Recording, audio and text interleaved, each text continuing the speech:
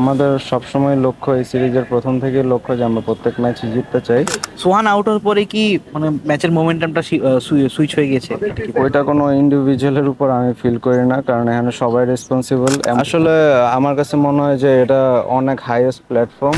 না, as a team হিসাবে আমরা এই সিরিজটা খুবই ভালোভাবে স্টার্ট করেছি। হোপফুলি যে আমরা ভালোভাবে শেষ করতে পারবো, কারণ আমরা একটা ভালো সিরিজ ওয়ানডে জিতেছি। সো হয়তোবা টেস্ট ম্যাচ ফার্স্ট ম্যাচ আমরা ওইরকমভাবে এক্সিকিউট করতে পারিনি আমাদের যে প্ল্যান ছিল। হোপফুলি যে আমরা সেকেন্ড ম্যাচে ভালো কামব্যাক করবো। অঙ্কন ভাই, চিটাগাংয়ের উইকেট একটু ডিফারেন্ট থাকে, ঢাকার উইকেট একটু ডিফারেন্ট থাকে। দেখলাম নিউজিল্যান্ডের প্লেয়াররা প্র্যাকটিসে এসে সবার আগে উইকেটটা দেখছিলেন। আপনার কাছে কি মনে হয় উইকেটটা অনেক বড় একটা ফ্যাক্টর হবে এবং একটু স্পিন ফ্রেন্ডলি হবে কিনা সেটার জন্য কি তারা একটু কনসার্ন কিনা? অবশ্যই উইকেটটা অনেক বড় ডিমান্ড এই ক্রিকেট খেলায়। তো আমরা যে সিলেটে খেলেছি, হয়তোবা আমরা অনেক দিন আগে থেকে ওইখানে ছিলাম, আমরা ভালো অ্যাডজাস্ট করতে পেরেছি। আর আমাদের টিমের সবাই আমরা মোটামুটি জানি যে মিরপুর উইকেট কেমন হয়। তো হোপফুলি যে আমরা সবাই জানি যে কেমন কন্ডিশন হইতে পারে, কেমন চ্যালেঞ্জ আসতে পারে। তো হোপফুলি যে আমরা ভালো করতে পারবো এই টেস্টে। টিমে এক্সট্রা কোনো স্পিনার খেলানোর পরিকল্পনা আছে? ওইটার ব্যাপারে মনে হয় কোচ বা ক্যাপ্টেনই ভালো বলতে পারবে। ওইটার ব্যাপারে আমার আর কি অতটা ধারণা নেই, কিন্তু যেই খেলবে হোপফুলি যে সবাই ভালো খেলবে। সিলেটের প্রথম ইনিংসে সোহান ছাড়া কেউ আসলে 25 বেশি করতে পারেন। দ্বিতীয় ইনিংসে আপনি 50 করলেন, বাট দল হিসেবে আপনি 170 রান আউট হয়ে গেলেন। তবে ব্যাটিংটা কি আসলে একটু চিন্তার জায়গা হয়ে যাচ্ছে কিনা? অবশ্যই আসলে ওই ফোর্থ ডে খেলা চিন্তা করলে যে ফার্স্ট ইনিংসটা অনেক ইম্পর্ট্যান্ট। আমরা যেখানে আমার মনে হয় যে আমরা ফার্স্ট ইনিংসে আর একটু বেশি রান করতে পারতাম, যেখানে লিডটা আরও বড় হলে হয়তো বা খেলাটা আরও ইজি হতো। কিন্তু স্টিল ইটস এ গেম। আমরা ফিল করি যে আমরা আমাদের ক্যাপাবিলিটি আরও অনেক ভালো।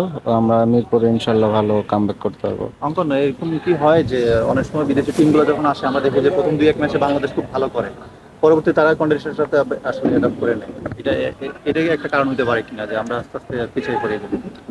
ওইরকমভাবে আসলে বলতে পারবো না, কারণ আমরা ফিল করি যে প্রত্যেকটা ম্যাচই ইম্পর্টেন্ট। এমন না যে ওরা ফার্স্ট ম্যাচে জাস্ট আসছে খেলছে, ওরাও চাইছে যে ওরা ভালো করতে। আমরা আমাদের প্ল্যান অনুযায়ী এক্সিকিউট করতে না পারতেই ওরা গেমে আসছে। এমন না যে আমরা খুবই খারাপ খেলছি। আমরা ফার্স্ট ইনিংসেও ভালো লিড আর কি লিড নিতে পারছিলাম। তো just second innings still first ইনিংসে আমরা অতটা ভালো ব্যাটিং করতে পারিনি। ম্যাক্সিমাম প্লেয়ারই আমরা সেট হয়ে যেটা আউট হয়ে গেছি, বড় স্কোর করতে পারিনি এক্সপেক্ট সোহান ভাই সারা।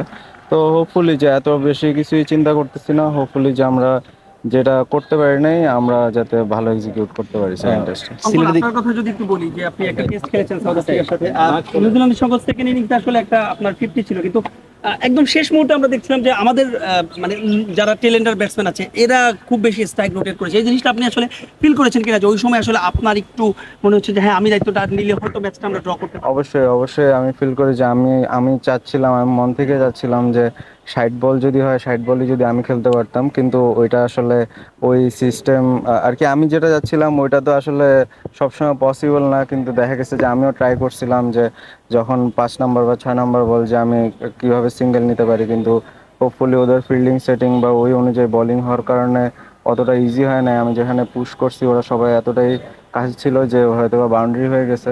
তো ওইসব জিনিসও আসলে আমি চাইছি যে আমি যতটা স্ট্রাইক নিতে পারি।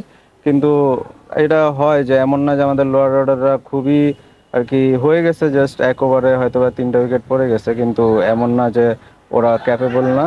হোপফুলি যে ওরাও ইনশাল্লাহ আরো ভালো ব্যাটিং করতে পারবে। অঙ্কন, আপনি একটা টেস্ট খেলেছেন, গত 2-3 বছর ধরে রেগুলার ঢাকা প্রিমিয়ার লিগে 400-500 রান করেছেন। আপনি এবার বাংলাদেশ প্রিমিয়ার লিগ বিপিএল এ 300 আশেপাশে স্ট্রাইক রেটে ব্যাটিং করেন বা কুইক ব্যাটিং করতে পারেন, বড় ছক্কা হাঁকাতে পারেন। সবকিছু মিলে আসলে আপনি কি 3 ফরম্যাটের ব্যাটার নিজেকে মনে করেন কিনা? আমি ফিল করি যে যে কোনো গেমই হোক, যে কোনো সিচুয়েশনই হোক, আমি চেষ্টা করতেছি যে আমি যাতে ওইরকমভাবে নিজেকে তৈরি করতে পারি, যাতে যে কোনো সিচুয়েশনে আমি যাতে আগে থেকে প্রিপেয়ার থাকতে পারি। জাস্ট ওইটাই চেষ্টা করতেছি ডে বাই ডে কতটা ইমপ্রুভ করা যায় নিজেকে। Still long way to go. আমি ফিল করি জাস্ট এটা স্টার্ট। হোপফুলি যে আরও ভালো করতে পারবেন। আর এই যে গিয়ার চেঞ্জ করাটা ব্যাটারের জানা থাকাটা কতটা ইম্পর্টেন্ট? লাইক আপনি বিপিএল এ 250-300 স্ট্রাইক রেটে ব্যাটিং করছেন, আবার নিউজিল্যান্ডের বিপক্ষে এ দলের বিপক্ষে আপনি দেখা গেল 30-40 স্ট্রাইক রেটে ব্যাটিং করতে পারেন। এইটা কতটা ইম্পর্টেন্ট একজন ব্যাটারের?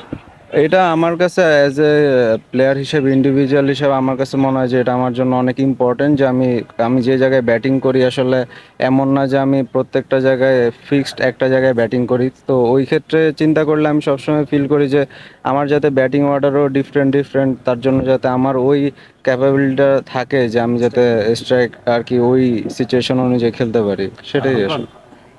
এইরকম এই দলের সিরিজগুলোকে আর কি আপনারা পার্সোনালি কিভাবে দেখেন? এটা কি মনে করেন কিনা আইডিয়াল, মানে ব্রিজ বিটুইন ইন্টারন্যাশনাল? আসলে আমার কাছে মনে হয় যে এটা অনেক হাইয়েস্ট প্ল্যাটফর্ম, যে একটা অন্য দেশের সাথে কম্পিট করার জন্য কিভাবে আমরা আরও নিজেকে ইন্টারন্যাশনালের জন্য কিভাবে আরও প্রিপেয়ার করতে পারি, এসব সিরিজ হলেই আসলে আমরা আসলে বাইরের টিমের সাথে খেলার একটা অপরচুনিটি হয়, রাদার দেন ন্যাশনাল টিমে গিয়ে ডিরেক্ট খেলাচ্ছে।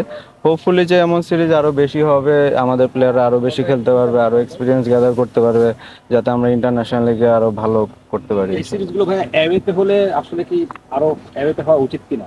অবশ্যই অ্যাওয়েতে অ্যাওয়েতে হোমে সব জায়গায় হওয়া উচিত, কারণ হোমেও এমন না যে আমরা এক্সপিরিয়েন্স নিতে পারতেছি না বা আর কি কম্পিটিশন হচ্ছে না। তো হোপফুলি এটা বিসিবি অবশ্যই দেখবে যে হোম অ্যাওয়ে দোনো জায়গায় যাতে আমরা খেলতে পারি। হোপফুলি সামনে আরও অনেক সিরিজ আসবে যাতে আমাদের প্লেয়ারদের ইমপ্রুভমেন্ট হয়। আমার একটা কোশ্চেন আছে, সেটা হচ্ছে যে এই আমি পাবো না। মিরপুরে আসলে আমরা ম্যাচটাকে জিততে চাচ্ছি না ড্র করতে চাচ্ছি? এখানে ড্র করলে কিন্তু সিরিজ হাতছাড়া। তো আমাদের লক্ষ্য আসলে কি ভালো খেলা নাকি ম্যাচ? আমাদের সবসময় লক্ষ্য, এই সিরিজের প্রথম থেকেই লক্ষ্য যে আমরা প্রত্যেক ম্যাচে জিততে চাই।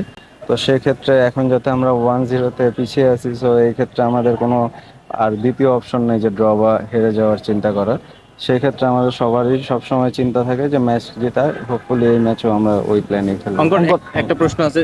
এই যে পেস বোলারদের এত এত মানে পাইপলাইন এত সমৃদ্ধ বাংলাদেশের পেস বোলিং এ, মধুর একটা সমস্যা বলা যে 5-7 জন আছে এক দুইটা স্পটের জন্য। কিপিংও কিন্তু একই অবস্থা আমরা দেখছি, লিটন আছেন, জাকের আছেন, আপনার সোহান আছেন, মাহিদুল অঙ্কন আছেন। এই মধুর লড়াইটা কিভাবে আপনারা এনজয় করছেন? আমার তো মনে হয় যে এটা প্রত্যেকটা ডিপার্টমেন্টেই থাকা উচিত। আপনি যদি দেখেন যে বাইরের দেশেও এমন অনেক প্লেয়ারই একটা পজিশনের জন্যই থাকে। তো এটা আসলে আমাদেরকে আরো ইন্সপায়ার করে যে আমরা কিভাবে আরো নিজেকে ওইরকম বেটার পারফরমেন্স করতে পারি, যাতে কখনো সুযোগ আসলে যাতে আমি ওখানে ডেলিভার করতে পারি। সিলেটে আপনারা খুব মানে একটা ভালো অবস্থানে ছিলেন, সোহান একটা সেঞ্চুরি করলেন, একটু অ্যাটাকিং সেঞ্চুরি। সোহান আউট হওয়ার পরে কি মানে ম্যাচের মোমেন্টামটা সুইচ হয়ে গেছে? ওইটা কোনো ইন্ডিভিজুয়ালের উপর আমি ফিল করি না, কারণ এখানে সবাই রেসপন্সিবল, এমন না যে জাস্ট একজনের উপর রেসপন্সিবিলিটি। সবাই রেসপন্সিবিলিটি, সবাই মন থেকে চায় যে যাতে টিমকে ওই ওই স্টেজে নিয়ে যেতে পারে। তো ওই সোহান ভাই আউট হওয়ার পরে হয়তো বা আমি নাইম আমরা যারা ছিলাম আরও ভালো একটু ব্যাটিং করলে হয়তো বা ওই জিনিসটা চোখে পড়তো না।